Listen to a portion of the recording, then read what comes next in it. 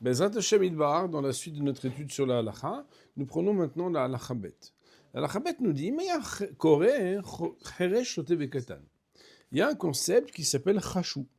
Chashou, dans le langage de Mishnayot et de la Gemara, c'est l'acrostiche de heresh, celui qui est sourd-muet, choté, celui qui est fou, et katan, celui qui est enfant. Il faut savoir qu'il y a deux catégories de cheresh.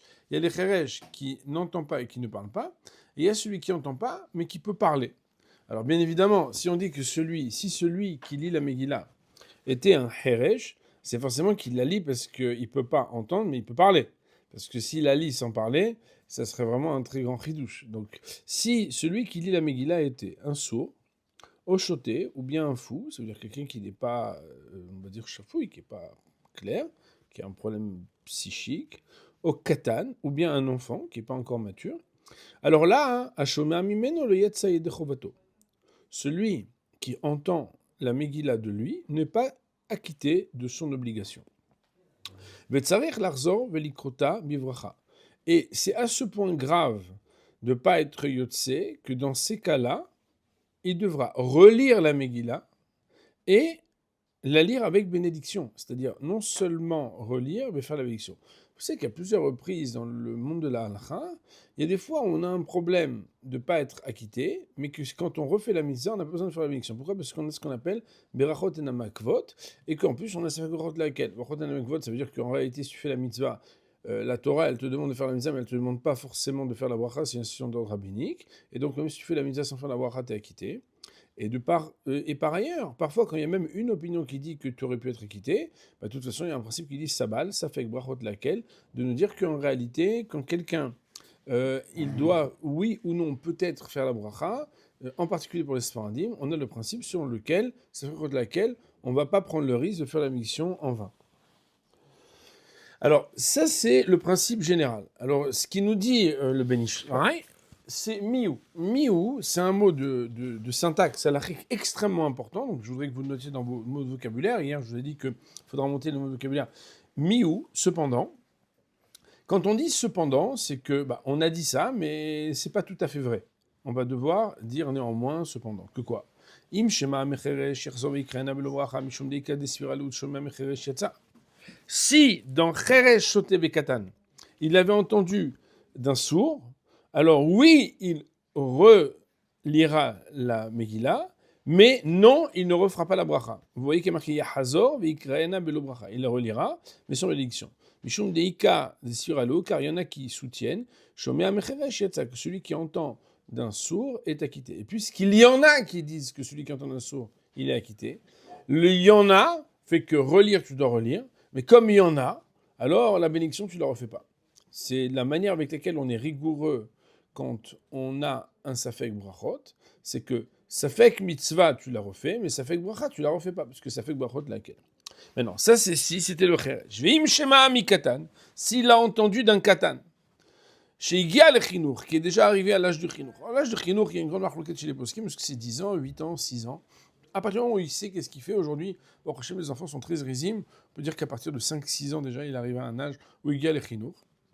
Si jamais il a entendu d'un enfant, voilà, qui a 8-10 ans, je sais pas, alors il recommencera à lire, mais il le ferait sans bracha. Donc on voit que, à propos de Cheresh, à propos de Katan, si il a entendu une kriyat amegila, bien évidemment, une kriya amedouyaket, comme il faut, alors il refera, mais sans bracha.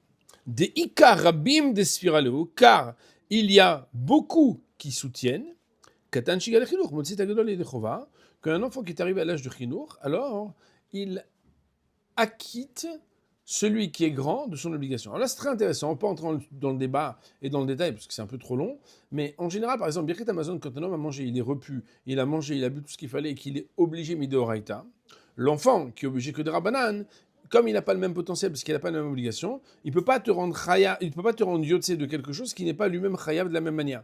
Donc lui, il est chayav que des rabanan, parce qu'il doit être éduqué à faire Birkat Amazon. Toi, tu es chayav de oraita. Celui qui est chayav que des rabanan et il veut acquitter celui qui est chayav de oraita, il peut pas parce qu'entre guillemets, il n'a pas le même potentiel. De la même manière, je donne un exemple totalement particulier, mais il faut comprendre. Mais par exemple, je ne sais pas si vous savez, mais j'ai pas envie de faire vraiment un cours de halakha, mais je sais pas si vous savez, il y a le minag le vendredi soir, normalement, quand on entre à la maison, de dire Shabbat Shalom aux femmes.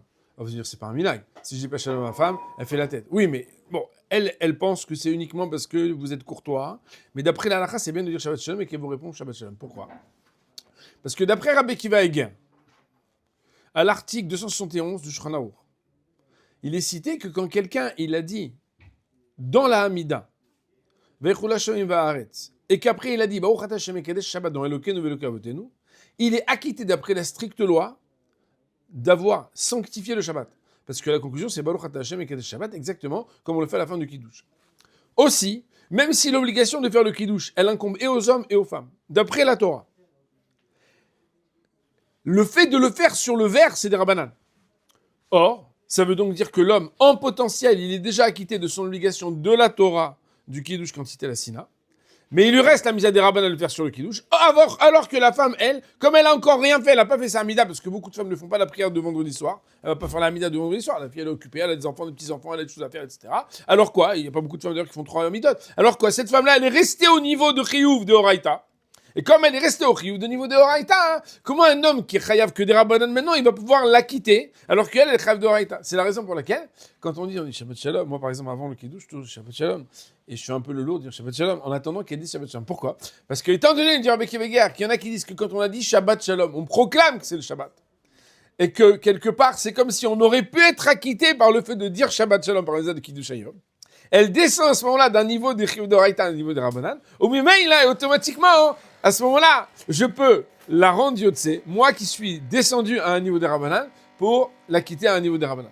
Maintenant, il y a une autre manière de faire, parce qu'il y a un grand débat à ce sujet, très intéressant, Mishnah Berurah, Siman Resh Ayin Aleph, il y a un sujet super intéressant, c'est-à-dire que si jamais quelqu'un, il se dit formellement, ou il formule une fois même par an, de dire voilà, moi je ne me rends pas quitte de la Misa de Kiddush dans la Hamida, je prononce les mots, j'ai l'intention, mais je ne me rends pas quitte parce que je veux faire la Misa du Kiddush comme les Chachamim l'ont indiqué sur le verre. Et tant que je ne la fais pas, entre guillemets, oui, j'accepte les Misa du Shabbat, mais je n'ai pas, on va dire, accédé totalement à la Misa, à ce moment-là, il n'y aura pas de problème. Pourquoi je lui dis ça? Parce que c'est la même chose. Le Katan, habituellement, il y a un problème d'asymétrie entre le Katan, qui rêve que des Rabbanan parce qu'il est égal, les Chinour, il n'est pas Chayam Mamash, parce qu'il n'a pas encore 13 ans et un jour, et l'adulte, qui d'habitude, lui, il est chayav d'une manière, alors là c'est divrei sofrim, parce que c'est pas un passage de la Torah de dire la Megillah, mais en tout cas le niveau il est différent. Alors on nous dit, étant donné qu'il y en a beaucoup qui disent que le katan, qui est égal et chinour, étant donné que il n'est pas dans un décalage, comme quand il est chayav que des rabbanan par rapport à Misa de Horaïta pour l'adulte, alors dans ce cas-là, il serait ôté. C'est la raison pour laquelle si quelqu'un il a entendu la Megillah d'un enfant, a priori on n'a pas eu de lire, mais si on l'a entendu, alors on le fera à nouveau, mais sans bracha, puisqu'il y en a qui disent que Behemet, celui qui a entendu d'un enfant, il serait Yotzei Dechova. Et quand on est mahmir dans la mitzvah, mais on n'est pas mahmir dans la bracha, parce que ça fait le laquelle. Voilà. Je ne voudrais pas m'attarder sur un sujet de la bracha maintenant. Je lis la dernière phrase. Et bien évidemment, on continuera la suite demain. Ça veut dire, je voulais vous faire plaisir qu'on fasse 2 halachot, mais en fait, moi j'adore la halakha. Je suis pas très bon à halakha, parce que bon, mais en tout cas, c'est-à-dire, ça me fait plaisir de vous donner des connaissances. Le problème, il est que la halakha, c'est du sérieux aussi. Donc il faut l'étudier. Là, on n'a même pas vu les commentaires en bas. On va parler aussi de ceux qui ont des appareils auditifs. Est-ce qu'un gars qui a un appareil auditif, a priori, il peut dire la Megillah? Est-ce que quand quelqu'un il écoute... Il y a des sujets intéressants. En tout cas, dernière phrase. Et aussi, si on a écouté d'une femme qui lit, on relira son élection. Autrement dit, et dans Cheresh, et dans Katan, et dans Isha, si un homme il a entendu la Kriyat HaMegillah d'un de ces trois-là, il la relira, mais sans faire de bracha. Par contre, s'il a écouté d'un shoïté, de quelqu'un qui est malade mental, alors malade mental, ça veut pas dire un gars qui prend des cachets l'exomile, ou quand on parle d'un truc un peu plus sérieux quand même, hein, donc ça veut dire, je sais pas si vous savez, il y a un livre sur les maladies du nefesh. Bon, il est un peu en rupture de stock, parce que ça m'était beaucoup intéressé, j'avais appelé l'auteur. En tout cas, il y a des définitions. Qu'est-ce qui s'appelle quelqu'un qui peut être considéré comme shoté de nos jours? C'est pas vraiment notre sujet. Mais Zat Hashem Yitbarach, on a un suivi de la halakha. Hier, on a parlé de Chashou. Est-ce que Chashou, si on écoute la Kriyat HaMegillah de Cheresh Shoté Bekatan, et de Isha, est-ce que B'diavad on est Yotse ou pas? Donc on avait vu la halakha, mais on n'avait pas vu les commentaires. Alors c'est très intéressant, puisque je vous avais parlé de celui qui a un appareil auditif. Donc si vous regardez en bas de la deuxième page que je vous ai partagée, le dernier mot et le premier mot de la page d'après, donc la troisième page que vous avez reçue. Umi she'eno cheresh, aval oznav kavdu mishmoa. Si quelqu'un, il n'est pas cheresh, mais bon, il n'entend pas très bien. Quoi? Ouais, bah quoi, justement. Alors lui, chayav kriyat Megillah. Il est tenu de kriyat Megillah. Et même, yot motzi acherim edechavatam. Il peut acquitter les autres. Et même s'il a un appareil auditif, il peut acquitter les autres. Ah, mais sans son appareil, il n'entend pas bien. Ça marche. Donc ça, c'est un autre, donc quelque chose d'important. Dernière chose, je ne sais pas si vous voyez tout en bas du côté droit dans la colonne, Veimen Mish et Ikra, Rak Katan. Vous voyez? Si on est dans une synagogue, et le seul qui sait bien lire, c'est un petit garçon de 11 ans, chez Galechino. Alors là, hein, les Chachamim, ils ont écrit chez Meshat Trak Echol Yotzi, un Chiktam Mishnabro et Kafrem Chazon Novadia. On peut, si c'est le seul qui sait bien lire, être acquitté par justement la lecture d'un enfant. Et c'est ce qui était ramené dans le Mishnah Brura, dans le Kaf Chaim, dans le Chazon Ovadia, c'est le Ovadia Yosef, et que Verachai, avant dernière ligne, les Varer Vemiano Amen, c'est possible qu'il fasse sa bénédiction, cet enfant, et qu'on réponde Amen, Kavan Shuchaya Midin Chiyur, puisque lui, il a l'obligation Midin Chiyur, comme on l'a expliqué un petit peu hier. Maintenant, dernière chose, on avait dit que dans la halakha est marqué que celui qui a entendu une femme, il relira la Megillah, mais il ne fera pas la bracha. Je ne sais pas si vous vous rappelez, hein, ce qu'on avait dit hier à la fin du shiur. Alors là-dessus, il faut savoir qu'il y a plusieurs raisons qui sont ramenées là-dessus, mais ce qui m'intéresse le plus, c'est là où j'ai mis le stabilo tout en bas. Il y a marqué Olemaase, vous voyez? Il y a marqué Olemaase, c'est pas ça Rabbeinu. Il est que Olemaase, pas ça Rabbeinu. En pratique, notre maître, ça veut dire ici, toujours quand il y a un commentateur, le commentateur il parle du maître, c'est le Benishraï, que Gama Shomer Meishat Ser Lazol Likrot Megillah Blibracha, qu'il faut recommencer la Megillah si on écoute la Megillah d'une femme. Mais quand on saute de ligne et qu'on voit Aval Be'alichot Olam Bechazon Ovadia Ketav, mais dans le livre Alichot Olam, mais dans Chazon Ovadia, ça veut dire Ovadia Yosef, il a écrit chez Beshat Atra que quand on n'a pas le choix, Obedia Avad, ou quand c'est déjà fait, Yotsei Dechovato Meisha, on est acquitté par la lecture de la Megillah qu'une femme aurait faite. Donc ça te dit, ouais, Shrano, comme Shrano dit qu'à partir du moment où quelqu'un il est chayav, toute personne qui est chayav, on peut être yotzé de la lecture de sa Megillah. Et c'est très intéressant puisque il est écrit Ve'osiv she'im yesh eze yishuv katan shirak isha yodat likro. Si on est dans une ville et il y a une seule personne qui sait bien lire, c'est une femme. Alors là-bas, hein, Racha'it, alors attention, hein, Racha'it avec un aleph, ça veut dire elle a le droit. Racha'it, likro ota, beta amea, elle a le droit même de lire avec les te'amim, ou l'otsiam yedechova, et d'acquitter les hommes. Bon, c'est tout un sujet, mais en tout cas, on amène ici la halakha. Alors, troisième halakha, donc maintenant nous commençons en haut de la page, la dernière ligne. Alors, il est écrit Kera'a mitnamnem, oil velo nirdam beshena, yetsa. Alors, il faut savoir qu'il y a une différence entre dormir et somnoler. Les Chachamim, ils vont appeler ça nirdam, c'est quand quelqu'un il est endormi, et mitnamnem, c'est quand quelqu'un il somnole. La Gemara dit nim velonim, c'est qu'en fait, si je lui pose des questions, il te répond, mais sinon, il faut le laisser tranquille, parce qu'il est détendu. Je me rappelle une fois, j'étais à Montréal, et puis il y avait un bon Marocain, après la DAF, il a dit à sa femme, chérie, quand je te siffle, tu me réveilles. C'est-à-dire, nim velonim, il y a celui qui dort totalement, et il y a celui qui somnole. Si quelqu'un, il est somnolent, si quelqu'un, il a lu la Megillah, mais somnolent, alors lui, oil velonirdam beshena, puisqu'il ne s'est pas endormi, il y a de ça.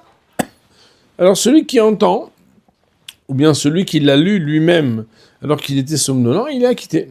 Ah ben la chomea, mais celui qui entend, du côté pas de celui qui lit, mais de celui qui entend, imnitma même lo yatsa. Si celui qui écoute la Megillah, il est lui-même somnolent, il n'est pas yotzé. Ça arrive des fois quand quelqu'un, par exemple, il n'a pas bien dormi la nuit, Ou bien il s'est mal réveillé et il arrive. Vous voyez que je baille quand je dis ça, je sais pas si c'est une conséquence naturelle. En tout cas, cette personne-là, il n'est pas yotse.